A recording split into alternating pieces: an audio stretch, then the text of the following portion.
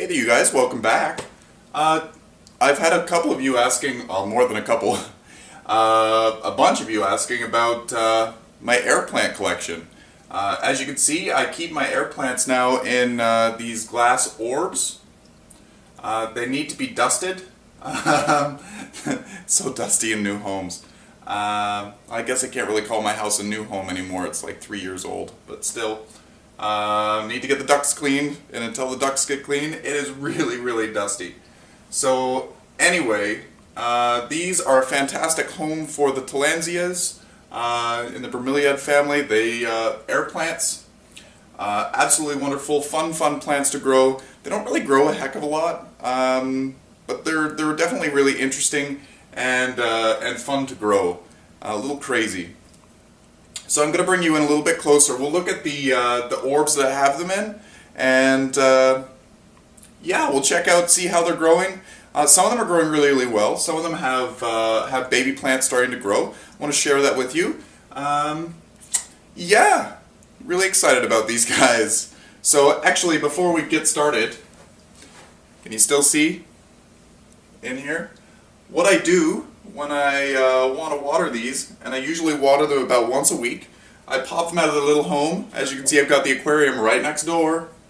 Just toss it in the aquarium. It's as easy as that, really. It's as easy as that. So I usually leave them soak in the aquarium, sometimes for 20 minutes, sometimes I forget about them and I find them the next day. The big thing is, after you finish watering them, because some of them do suffer from rot if you leave them in. Is my hair all crazy? I need a mirror, I really do. If you leave them in the water for too long, some of them suffer from rot. So to avoid that scenario, when you take them out of your watering situation, whether you have it in a bowl or you mist them profusely, take them out and rest them upside down. I usually just rest them right on top of the aquarium, and after maybe a day of them dripping, I will put them back in their home.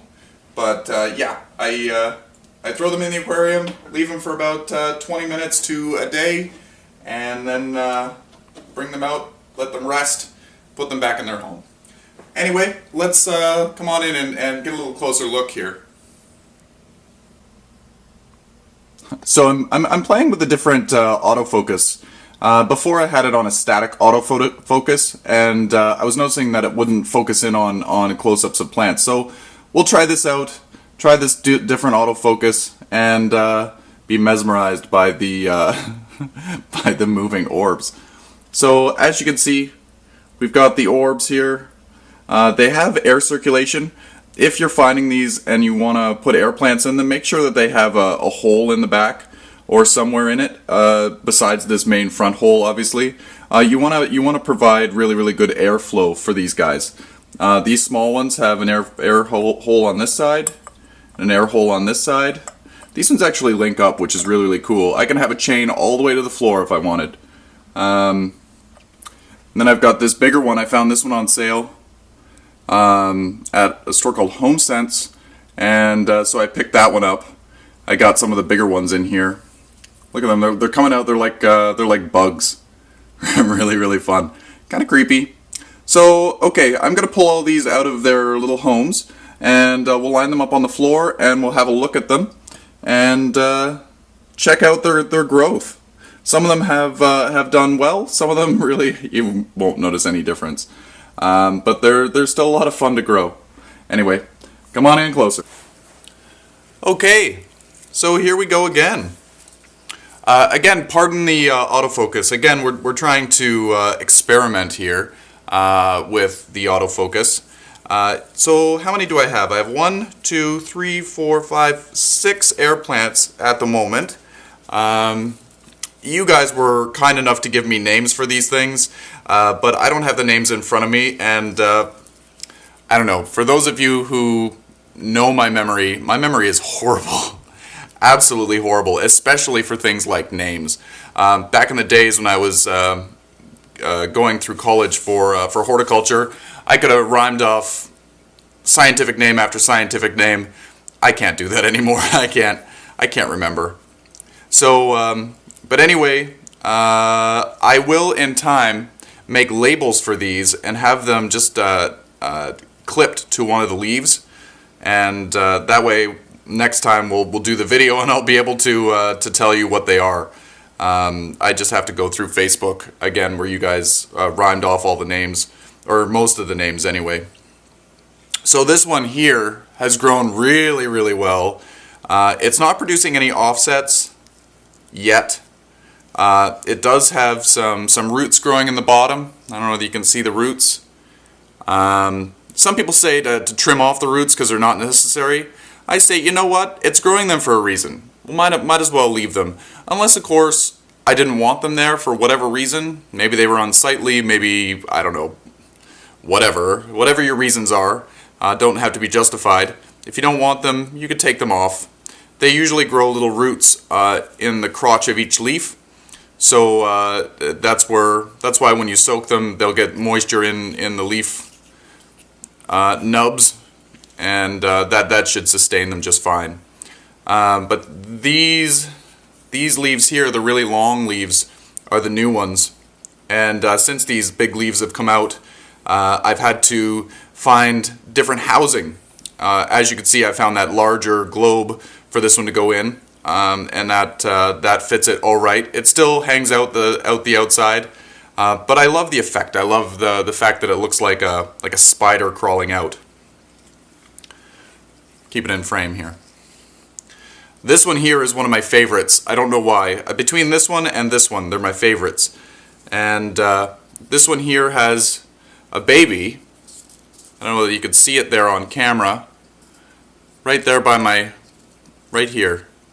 It's getting bigger.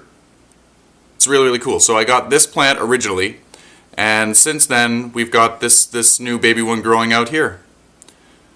That's pretty exciting. This plant has looked so healthy for me. It still looks really good. I can't say that I do anything special for them, but they seem to be doing just fine. This one here, I have no idea what this one is.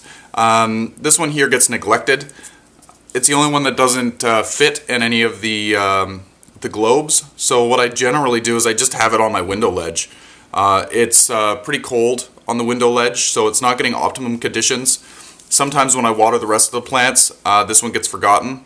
It's got a little bit of browning on it. Don't know if that's normal or whether that's just from cold. It still looks to be healthy enough, but you can definitely tell. It's also by heat register, and heat registers aren't very good for these guys. You don't want the dry air, you want a nice humid air. So I should be misting this one regularly, but I don't. And then these two little guys here, this is the one we just watered. And then there's its little buddy. I used to have these guys together in a container, but they've got their own home now, so they're separated. This one we just watered, so it's a nice darker green color.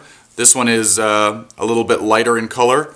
I will throw this in the aquarium after this video and let it sit there, and then later on I will pull it out and let it drain and then put it back in its home. Not sure what these are called. I'm not sure what any of them are called. Again, we'll get labels and put them on. These ones aren't producing any babies just yet. I don't see any flower production either just yet. But time will tell. Hopefully soon. They're just fun plants. And then this last one. This flower was from last season. I didn't chop it off. I didn't feel the need. But this plant is actually producing an offset inside. Let's see if it focuses here. Probably won't, because it's where I want it to focus. Right in the crotch of this leaf. It's producing a baby. Let me see. Let me see if I can pull it off on video. This might not be the right thing to do, but there it is, right there. I've been wanting to do that for a while actually, because it was growing up in the crack of the leaf, and it's tightly twisted, so this plant might have not been able to push out the baby there. But there it is. It's got a little offset, growing fantastic. So all in all, the air plants are doing quite well. I'm very pleased, and since I've had success with these guys, every time I stop by a garden center and I see air plants that I don't have, I'm always very tempted to pick them up and try them out. So far my collection is only this, but I think in time I'll get myself a nice piece of driftwood, and I will end up mounting them all to the driftwood. Not permanently, I'm not going to do hot glue, but I might do, I don't know, maybe put a magnet or something on the back of the plant, and then have another magnet on the side of the driftwood, so that they kind of stick to the driftwood, and then when it comes watering time, I can easily remove them and then put them back in their home. Either that, or get a piece of wood that has all kinds of crevices where I can place them in. Chris so nicely has created a air plant stand for me. In the springtime, I'm sure I'll receive that. But for now, these are all just hanging out, doing what they do, having a good time. So yeah, this is a little update on the air plant collection. Show me some of your air plants. I know some of you have them just like I do, just hanging out in the house. Usually they're in with other plants because they're easy to forget about. When you water other plants, you end up sprinkling them with water. They do just fine. I'd love to see how you're growing them. Some of you mount them, some of you, like I said, have them in with your other plants, but yours get flowers. I'm very jealous and intrigued. I want to know how you get that to happen. I'm sure mine will flower eventually as well, but it hasn't happened yet. I've seen flowers, but not on mine. Anyway, happy growing everyone, and keep in touch. I don't know what to say. Show me your stuff. I wanna see what you're growing. I wanna see what's going on. I wanna grow with you. You grow with me. I wanna see what you guys are up to. Anyway, talk to you soon. These plants seem to be almost indestructible. The thing that will kill these guys is overwatering, especially if it's in a low light situation.